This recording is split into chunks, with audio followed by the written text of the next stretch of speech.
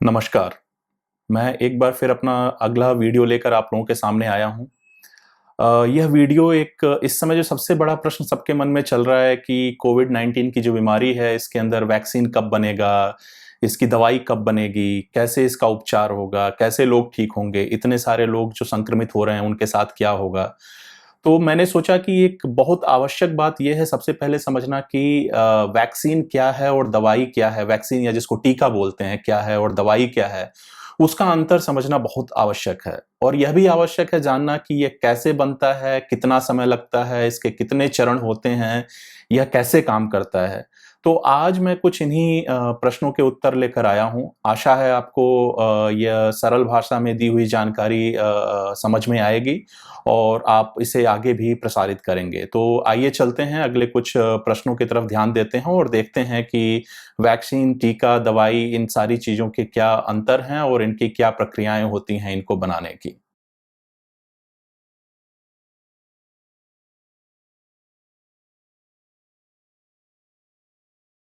तो पहला प्रश्न जो मेरे सामने रखा गया था वो यह है कि वैक्सीन क्या है? कैसे काम करता है?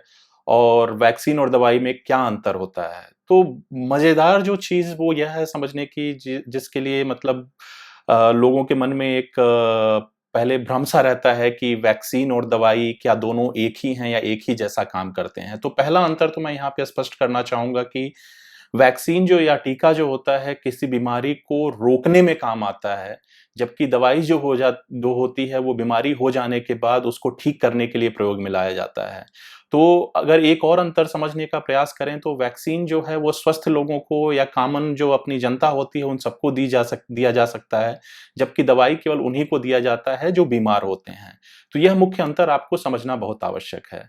अब जो वैक्सीन है वो एक ऐसा जैविक पदार्थ है, मैं यहाँ पे दवाई फिर भी सब शब्द उपयोग नहीं करूँगा क्योंकि दवाई और वैक्सीन का अंतर मैंने अभी आपको समझाया कि जो किसी भी संचारी रोग या इन्फेक्शियस जो बीमारी होती है, ऐसी बीमारी जो आगे लोगों में एक-दूसरे से फैलती है, उनके खिलाफ अपने इम्यून सिस्टम को तैयार करने का काम करता है। इम्यून सिस्टम या प्रतिरक्षा प्रणाली जिसको कहते हैं। अब ख़ास करके यह काम कैसे करता है, ये बड़ा एक मज़ेदार यहाँ पे किस्सा ये है कि वैक्सीन भी उसी वायरस या विषाणु के एक एक अंग या एक अंश से बनता है, जो यह बीमारी शरीर में पैदा करती है। तो वो एक मृतप्राय माइक्रो ऑर्गेनिज़्म या सूक्ष्म जीव जो होता है बीमारी फैलाने वाला, उसका एक प्रोटीन या एक हिस्सा जो है, वो शरीर के अंदर भेजा जाता है और वो शरीर को ऐसा दर्शाता है कि उस विषाणु ने आक्रमण कर दिया है। जबकि वह एक मृतप्राय होता है, वो सही में भी बीमारी पैदा नहीं कर सकता। पर शरीर को जब ऐसा लगता है कि यह विषाणु आक्रमण कर रहा है और बीमारी पैदा करने का प्रयास कर रहा है, तो शरीर उसके खिलाफ इम्यून सिस्टम को तैयार करता है। और जो एंटीबॉडी जिनको बोलते हैं, जो खास करके विषाणु से लड़ने में जो सहायक सिद्ध होते हैं, वो अपने शरीर में बनाने का प्रयास करना शुरू करता है। तो यह इससे क्या होता है कि पहले से ही जब एंटीबॉडी तैयार हो जाती हैं शरीर के अंदर, बाद में जब वही विषाणु अपने असली रूप में शरीर के ऊपर आक्रमण करने का प्रयास करता है और हमारा शरीर पहले से उस विषाणु के तरीकों को, उसके प्रोटीन को, उसके अंशों को पहचानने में सक्षम होता है, तो वह जल्दी से जल्दी वो एंटीबॉडी काम करना शुरू कर देती है और बीमारी जो असली में आक्रमण कर रही है, उससे लड़ने में सहायक सिद्ध होती है। अधिकतर वैक्सीन अ, रोग निरोधी होते हैं, यानी कि जैसे मैंने पहले बोला कि बीमारी होने से पहले ही उनको दे दिया जाता है ताकि वो रोग से लड़ पाएँ। लेकिन कुछ वैक्सीन ऐसे भी होते हैं जिनको हम थेरापेutiक भी बोलते हैं या उपचार के लिए जिनको माना जाता है। ऐसे कुछ वैक्सीन कैंसर के हैं या कुछ और बीमारियों के भी हैं जो बीमारी होने के बाद भी दिया जाता है। अब यहाँ पे जो एक और चीज़ जो आपके समझने की आवश्यकता है कि जब भी कोई बात करता है कोविड-19 या कोरोना वायरस की वैक्सीन या दवाई के बारे में, आपके अंदर यह बहुत अच्छे से क्लियर होना चाहिए कि जो वैक्सीन है, वो बीमारी होने के पहले उसको दिया जाता है और जो दवाई है, वह बीमारी होने के बाद दी जाती है। आज हमको कोरोना से लड़ने के लिए दोनों की आवश्यकता है, चूँकि इतने लोग ऑलरेडी संक्रमित हो चुके हैं, तो उनके लिए दवाई की भी आवश्यकता है और जो लोग संक्रमित नहीं हुए हैं, उनको बचाने के लिए वैक्सीन की भी आवश्यकता है।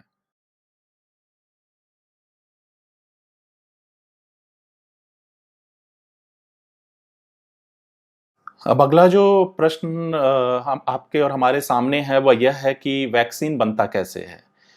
चूँकि ये एक तकनीकी विषय है, मैंने सरल भाषा में अपने ब्लॉग के ऊपर भी लिखने का प्रयास किया है, परंतु मैं इसको कुछ चीज़ों को पढ़कर मैं आप लोगों के समक्ष रखना चाहूँगा ताकि कहीं पे उसमें कोई तकनीकी गलती ना नज़र आए।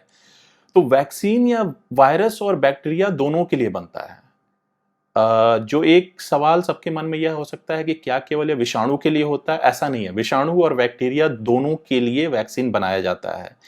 सबसे पहले इसका एंटीजन बनाते हैं। एंटीजन जो मैंने पहले भी बोला कि जो इम्यून सिस्टम जो हमारी प्रतिरक्षा प्रणाली है, उसको जो ट्रिगर करने का काम करता है, उसको एंटीजन बनते हैं। एंटीजन बनाने के लिए जो वायरस या बैक्टीरिया होता है, उसके जो पैथोजन होते हैं, उनको प्रोटीन जो उनका होता है, पैथोजन निकालने वाला जो प्रोटीन होता है, उनको लैब में बनाते हैं और वायरल वैक्सीन के लिए पैथोजन बनाने के लिए वायरस की एक छोटी मात्रा लेकर किसी जीव के सेल में, जीवित जो पशु है या पक्षी है या जानवर है, उसके सेल में उसको उगाते हैं। लेकिन बैक्टीरिया के मामले में जो वैक्सीन बनता है, उसके लिए पैथोजन बनाने के लिए बायो रिएक्टर्स होते हैं, जो लैब में प्रयोगशाला में होते हैं, उनमें ही वो उगाए जाते हैं। किसी जीवित जानवर या कहीं पे पशु पक्षी में नहीं उगाए जाते हैं। इस तरह उगाए हुए जो वायरस और पैथोजन को पहले एकदम मृतप्राय बना देते हैं ताकि वो कहीं पे कोई हानि ना पहुंचा सकें।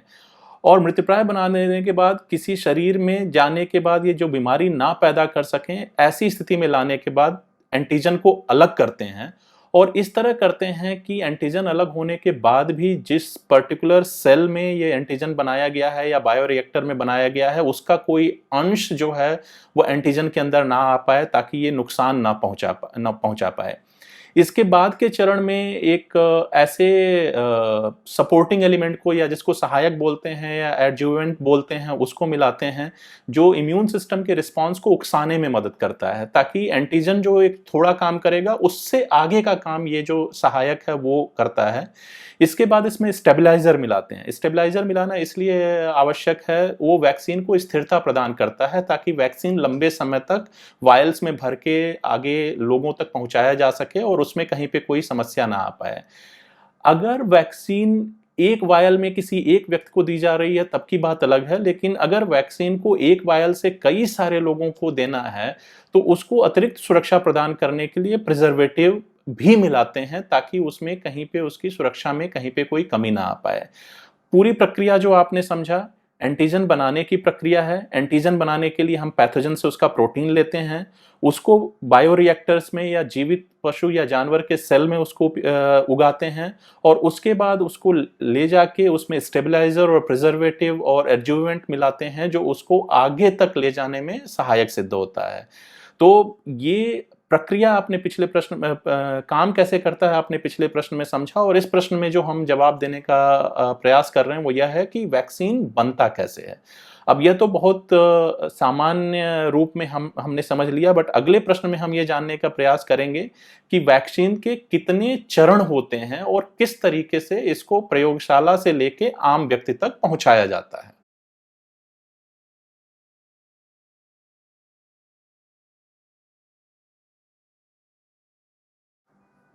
वैक्सीन बनाने की जो विधि होती है उसमें मुख्यतः 2 चरण होते हैं और इन दोनों चरणों का समझना बहुत ही आवश्यक है।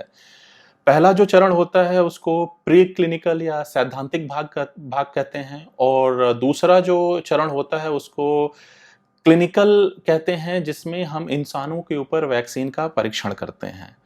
अब प्री क्लिनिकल जो भाग होता है इसके बारे में मुख्यतः जो 4 चीज़ें हैं जो की जाती हैं। पहला तो ये होता है कि एंटीजन के बारे में पता किया जाता है कि किसी भी वायरस से लड़ने के लिए एंटीजन कैसे बनाया जाएगा। उस एंटीजन को और वैक्सीन को बनाने के लिए एक कॉन्सेप्ट तैयार किया जाता है, एक अवधारणा बनाई जाती है कि लैब में जाएँगे तो कैसे करेंगे, पूरा उसका पेपर लिखा जाता है। वैक्सीन की जो क्षमता जो है उसको जानवरों में और प्रयोगशाला में पहले मापा जाता है कि वैक्सीन सही में काम कर रहा है या कि नहीं कर रहा है और फिर उसको वैक्सीन के कुछ डोजेस तैयार किए जाते हैं इंसानों में परीक्षण के लिए। मुख्यतः प्री क्लिनिकल में ये 4 चीजें आती हैं। एंटीजन के बारे में पता करना, अवधारणा तैयार करना, जानवरों में परीक्षण करना और उसके बाद इंसानों में उसका परीक्षण करने के लिए वैक्सीन के डोजेस तैयार करना। अब जो क्लिनिकल भाग होता है, इसके कुल मिला के 4 चरण होते हैं और इन 4 चरणों को समझना आपके लिए आवश्यक है। पहला चरण जो होता है जिसको अर्ली स्टेज ह्यूमन ट्रायल बोलते हैं या शुरुआती स्तर का ह्यूमन ट्रायल जो बोलते हैं, उसमें छोटे स्तर पर कुछ गिने-चुने लोगों में यह परीक्षण होता है जानने के लिए कि वैक्सीन या टीका जो है यह सुरक्षित है या नहीं है। दूसरा चरण जो होता है इसमें वैक्सीन की क्षमता जांची जाती है और आर्टिफिशियल इन्फेक्शन और बीमारी के विरुद्ध यह भी देखा जाता है कि वैक्सीन सुरक्षित है, इसके साइड इफेक्ट्स कम हैं और इसका इम्यून सिस्टम के रिस्पॉन्स पर क्या प्रभाव पड़ रहा है। दोनों में केवल human trial, early stage human trial की बात कर रहे हैं, लेकिन पहले में केवल सुरक्षित है या नहीं यह जांचा जाता है, दूसरे में इसका आर्टिफिशियल एक इन्फेक्शन क्रिएट करके, एक संक्रमण क्रिएट करके यह भी बीमारी के विरुद्ध इसका क्या प्रभाव पड़ रहा है, इसके बारे में पता किया जाता है। तीसरे चरण में जो प्रक्रिया है वो जो दूसरे चरण की है वही दोहराई जाती है, लेकिन यह एक बड़े स्तर पे होता है। बड़े स्तर पे कहने का मतलब यह है कि पहले कम लोगों में यह परीक्षण किया गया था, उसके बाद इसको एक ज़्यादा लोगों के बीच में इसका परीक्षण किया जाता है जिसको हम कम्युनिटी ट्रायल भी बोलते हैं। और यहाँ पे अगर सब कुछ सही रहता है, तब हम चौथे चरण में जाते हैं जिसमें वैक्सीन का बड़े स्तर पर उत्पादन के लिए भेजा जाता है और उत्पादन के बाद भी लंबे समय तक इसका निरीक्षण चलता रहता है कि वैक्सीन कहीं पे कोई नुकसान तो नहीं पैदा कर रहा है लोगों के बीच। एक सारांश में अगर हम बात करें तो मुख्यतः 2 भाग होते हैं, प्री क्लिनिकल जहां पे कॉन्सेप्ट तैयार किया जाता है और जानवरों में परीक्षण किया जाता है, क्लिनिकल जहां पे इंसानों में परीक्षण किया जाता है और कम्युनिटी ट्रायल भी किया जाता है, उसके बाद वैक्सीन का प्रोडक्शन करके उसको आगे ले जाने के लिए तैयार किया जाता है।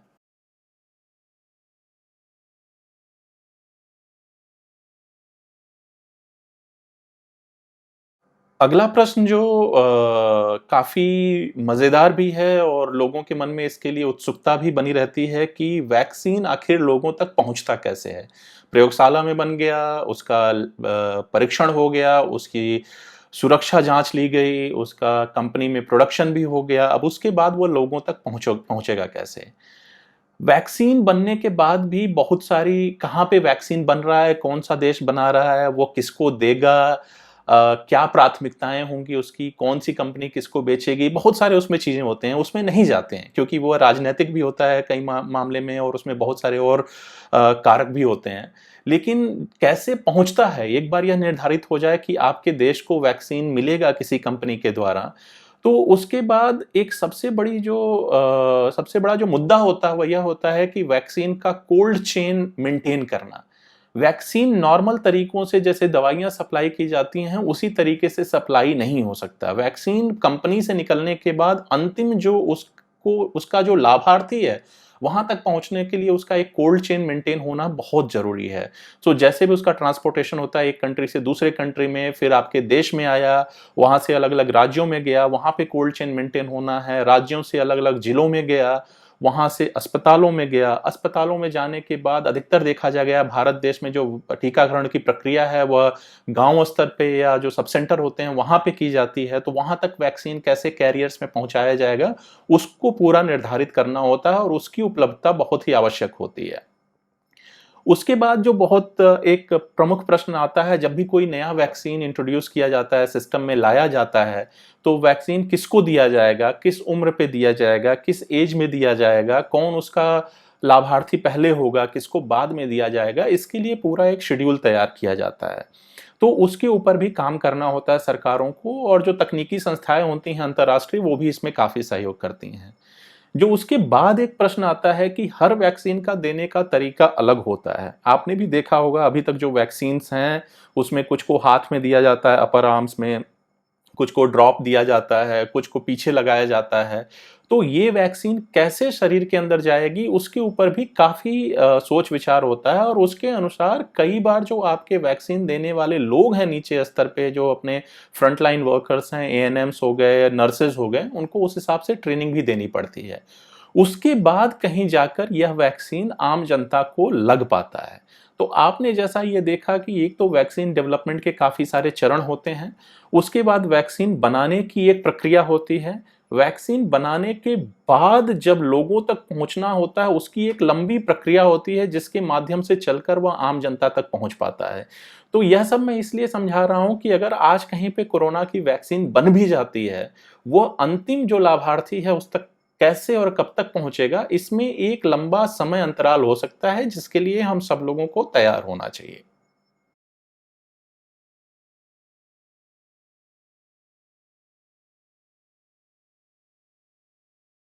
अब अंतिम सवाल जो सामने है वह यह है कि इतनी बात हो गई, इतनी चर्चा हो गई वैक्सीन के ऊपर, टीका के ऊपर, कोरोना का या कोविड-19 का वैक्सीन कब बनेगा और कैसे बनेगा?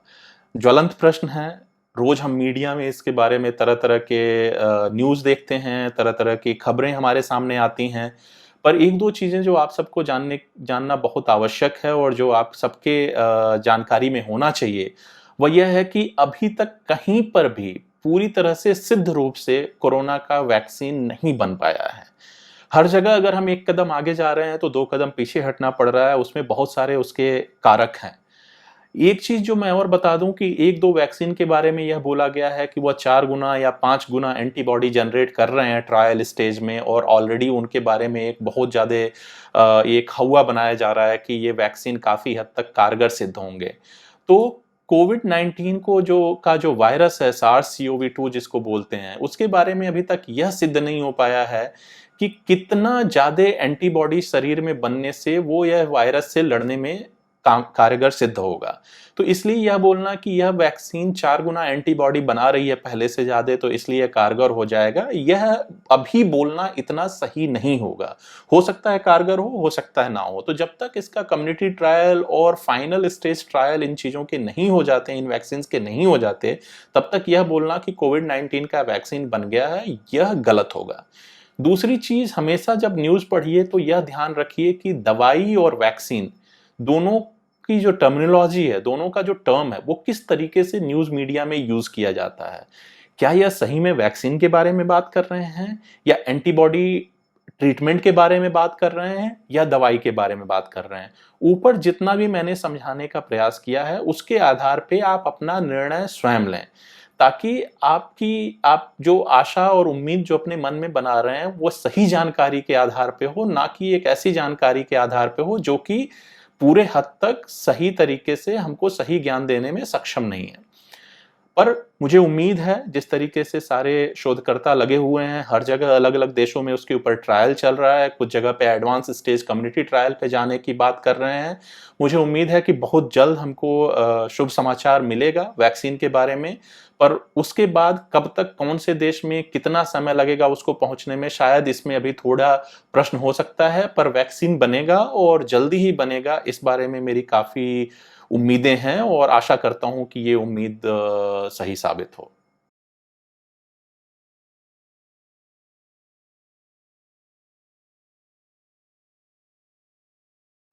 तो आशा है आपको यह जानकारी पसंद आई। आगे चलकर भी तकनीकी विषयों पर मैं सरल भाषा में जानकारी देने का प्रयास करता रहूँगा। सुरक्षा बनाए रखिए, सावधानी बनाए रखिए, और यह प्रयास करिए कि जैसे भी हो सके हम, जो हमारे घर में ख़ास करके जो बुज़ुर्ग हैं या जिनको पहले से कोई बीमारी है, हार्ट्स की, लंग्स की, या किसी और क्रोनिक बीमारी से वो ग्रसित हैं, उनका हम अधिक से अधिक ध्यान रखेंगे। इसी के साथ मैं विदा लेना चाहूँगा, और आगे एक नए वीडियो के साथ जल्दी ही आपसे फिर मुलाकात होगी। जय हिंद।